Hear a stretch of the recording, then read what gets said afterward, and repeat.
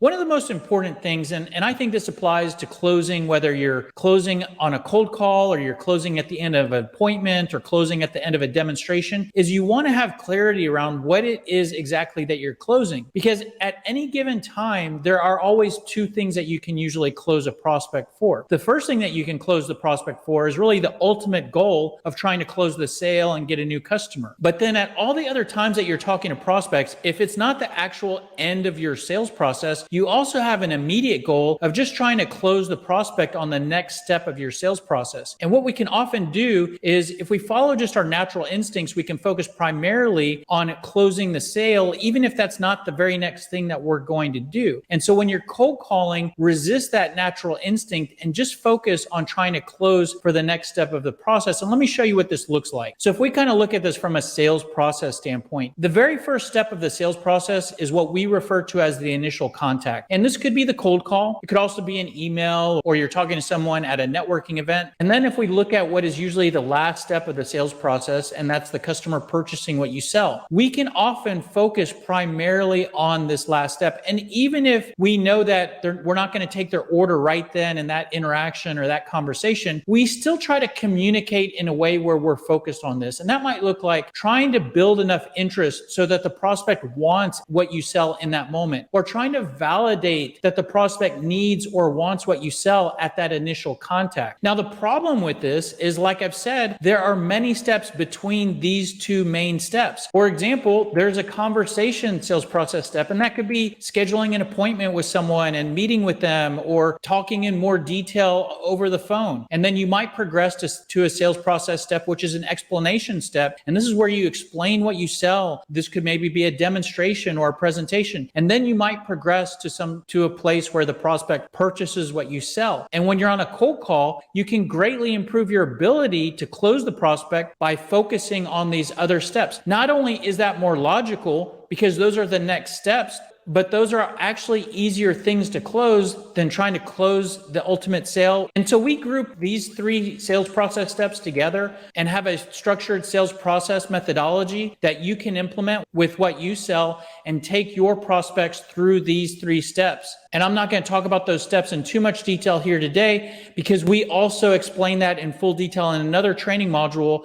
Module 5 of the Smart Sales System is on sales process. And that training module will go through each of those steps and explain what the goals are at each step and what you should do and what you should say. This is actually one of the most important modules of the Smart Sales System. I think that a lot of salespeople might see the topic of sales process and think, well, I can handle that. I know how to move the prospect along. But the reality is that this is extremely important, because by having clarity around the steps that you're trying to take the prospect through, that can greatly impact what you say to the prospect, what you say when you're cold calling, what you say when you're trying to close, what you say when you respond to objections. So be sure to check that out if you haven't seen that. But the main sales process concept that applies here in regards to closing on cold calls is to focus on closing for the next step of the process, which is simply the conversation, or focus on closing for the meeting, setting the appointment, and resist that natural instinct to always try to sell the prospect on the product that you sell and try to build interest so that they want what you sell, or to validate that they want and need what you sell. So keep that in mind. And this is something that's easy to forget. You always have to remember this every day when you're making cold calls, because that natural instinct will just take over. Now, you may be hearing some of this and you may think, well, what I sell is really simple. I don't need to set an appointment, or I don't need to have a very long drawn out conversation or meeting. And that's fine. And with our sales process, you still go through these three steps, but you just do the initial contact, the cold call, at the same time as holding the conversation. We refer to this as an instant meeting. So you're still going through those two steps. You're just doing it at the same time. And it might be one phone conversation with the prospect. And that's fine if that makes sense with what you sell, or if you're calling someone and you think that you're not ever going to get them on the phone again and you just want to do it all right then, you can still use our approach and our process. And the key thing here is that if instant meetings work better for you, or for that particular prospect that you're talking to, you still need to close that prospect between these two steps. Even if you're trying to have a long 15, 20-minute phone conversation conversation with the prospect, you should still have a cold call close at the end of the initial contact. So what that looks like is you might have a 2 to 5 minute cold call, and then you close the prospect for talking more. What that might look like is you have a little back and forth, you ask a couple questions, and you might say something like, well, it might make sense for us to talk more. I'd like to ask you a couple more questions. Are you free for another 10 minutes? And what you did there is that was your cold call close. It's not the close at the end of your phone conversation. It's the close at the end of your cold call step. And once the prospect says, no, I'm fine, and you keep talking, and then you might have another 10-minute conversation, 15-minute conversation, you've progressed to the next sales process step, which is what we refer to as the conversation step. Now, this is important to keep in mind, not only for you managing your cold calls, but I think it's really important because it's really helpful to have that close in the middle of that phone conversation. And it's important for what we're talking about here today, because all we're talking about is that cold call close. When you close at the end of that long phone conversation, that would be the close at the end of your meeting. And what we're talking about here today does not really apply to that. That's going to be a different close and a different approach. And the way you handle that is slightly different. So all we're going to focus on here is that cold call close.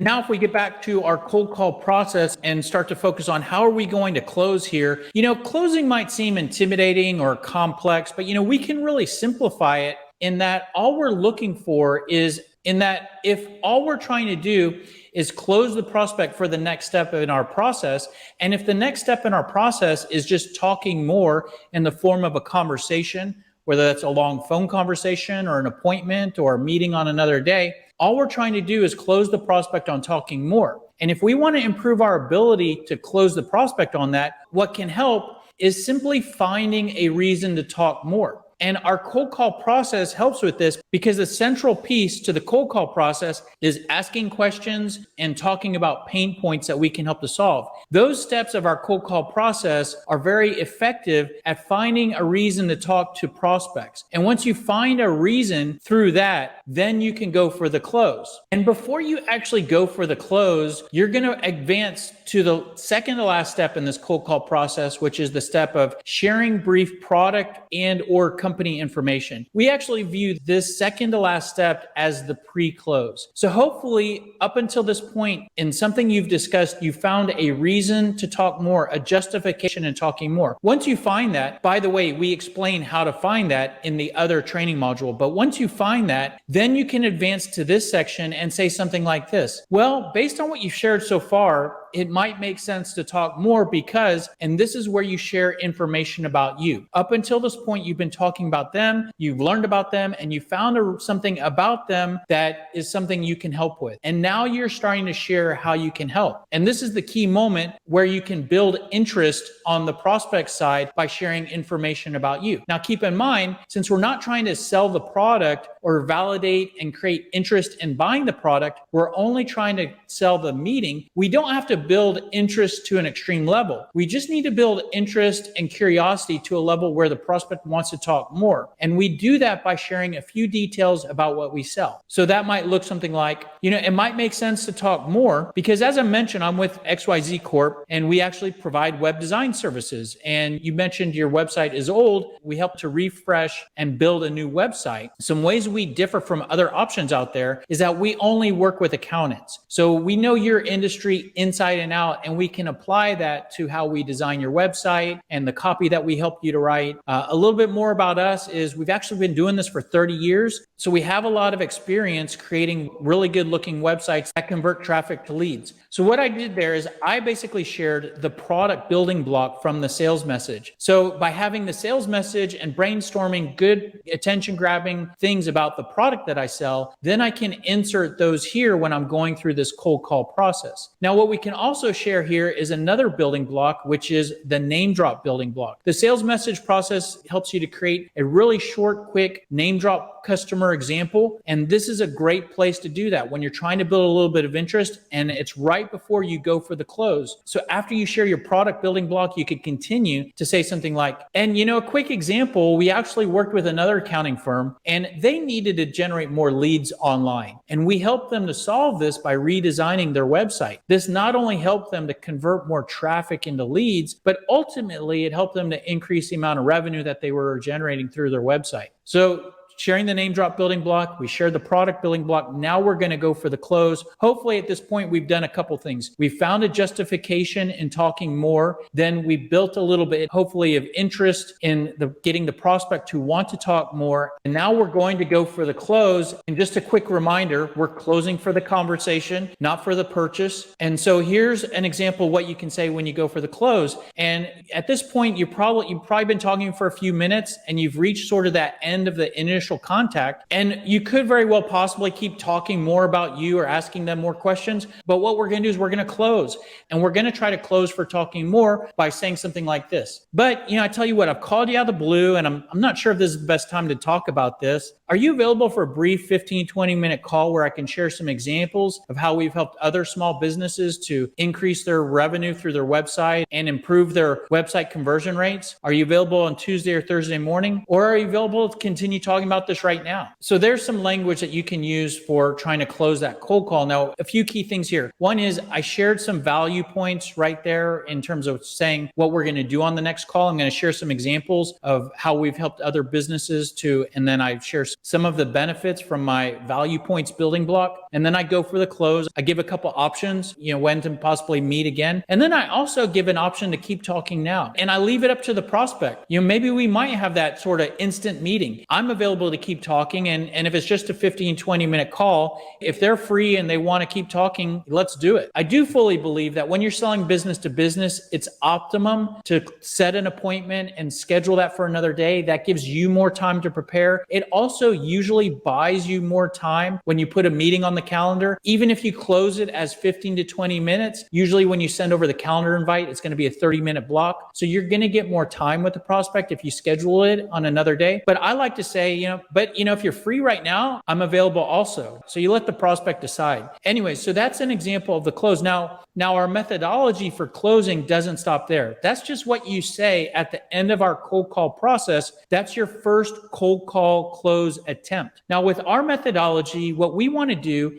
is we want to give you more cold call close attempts for each prospect that you have a cold call with. Now just think about it. If all the prospects you talk to on cold calls, if you only try to close one time, and then if you add up all of the people that you're able to successfully close, that would be your close rate. Now just think about it. If we can then get 2 or 3 close attempts for each of those people that you talk to, not to say that you're going to close all of those people that you have more than one close attempt, but if you get more close attempts, that will improve your close rate over all of your cold calls. Let me show you what I'm talking about here when I refer to having multiple close attempts per cold call. So let's first just say that we're able to successfully close this prospect. They say, yeah, Tuesday morning is good. Okay, so if you close the prospect, it's very simple what you do there. You confirm the time, schedule the meeting, send out the invite. You know what to do there. You don't need my help with that. But let's say that the prospect says something like, well, I'm too busy right now, or we're not looking to make any changes, or we don't have any budget right now. Basically, when you're not able to close the prospect, you're going to be receiving some type of cold call objection. Now, the great thing about this cold call process is that when you're not able to close and you get that objection, you can go back to an earlier step of the process and sort of bounce around. So you go for the close, you get an objection, you could bounce back to the questions, or you could bounce back to the pain points. Let me show you what this looks like. One of the best places to go is the back up to the questions. And this only really works if there are questions that you haven't asked so far. If you asked all of your questions, you can't just go back and ask the same questions again. But let's say that there are pain questions that you didn't get a chance to ask. Maybe you only asked one pain question, you weren't able to close,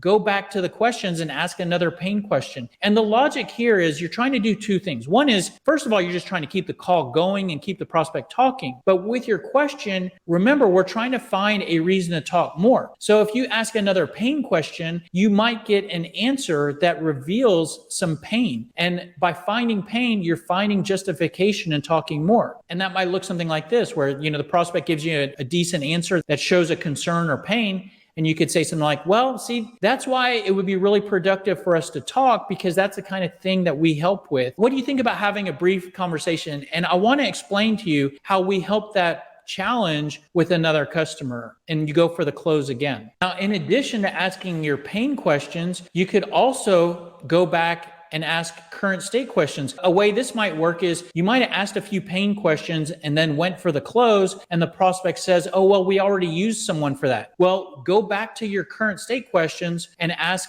questions to learn about what they're doing today. Okay, who are you guys using? How's it working? When was the last time you looked at other options? So again, you're keeping that call going and trying to find another reason to go back for another cold call close attempt. So if you've asked all of your questions or just doesn't make sense to ask any more questions, you could go back to your pain points, and that might look something like this. Okay, well, I tell you what, we work with a lot of small businesses, and they often have the challenge that website visitors aren't converting to customers. Are you sure you have that area completely covered, or are you sure that's an area that you're not concerned about? And then you bounce the ball back to the prospect, get some sort of answer from them. Maybe they say, no, we're great, and then you start to walk away. Maybe you get an answer, well, it could be better. Okay, then you go for the close again. Well, okay. See, that's why it might make sense for us to talk more, because those are the types of challenges that we help make go away. I'd love to share some examples with you of how we've done that. Are you sure you're not free for a brief call? Now, you can only bounce back up to the pain points if this is not something you already discussed with the prospect before you went for that initial close attempt. But as you can see, this cold call process allows you to kind of bounce around. And not only does it take you to an initial close that's very consultative and closes for the right thing, but the process also allows you to bounce around and get multiple close attempts. And that should help to improve your ability to close cold calls and improve your close rate across all of your cold calls.